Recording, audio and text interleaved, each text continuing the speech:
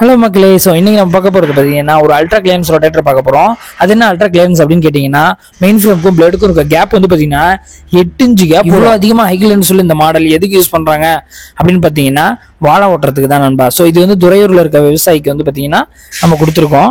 7 அடி கொண்டது, 8 பிளேடும் வந்துடும். ஸோ பார்த்தீங்கன்னா டிஃபால்ட்டாக வந்து பனானா ரொட்டேட்டர்ன்றப்ப நம்ம பெரிய டாப்லிங்குமே இதில் யூஸ் பண்ணியிருக்கோம். ஸோ அப்புறம் வீடியோவில் பார்த்தீங்கன்னா உங்களுக்கு தெரியும் அந்த அளவுக்கு குவாலிட்டியாக ப்ரீமியம் லுக்கோட இருக்குது அப்படின்னு சொல்லிட்டு. மெயின் ஃப்ரேம்லாம் 6mm வந்துடும். சைட் பிளேட்லாம் பார்த்தீங்கன்னா 14mm திக்னஸ் நம்ம கொடுத்துருக்கோம்.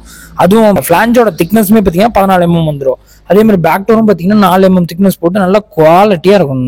ஸோ நீங்கள் பிளேடு அந்த ஹை கிளியரன்ஸ்லாம் அந்த வீடியோவில் பார்த்தீங்கன்னா உங்களுக்கு தெளிவாக தெரியும்.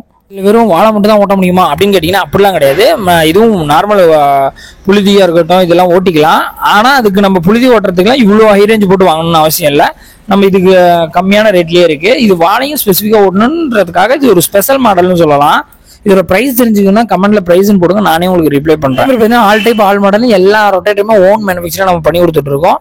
டீட்டெயில் வேணும்னா கான்டாக்ட் டீடைல்ஸ் கொடுத்துருக்கோம், கான்டாக்ட் பண்ணுங்க.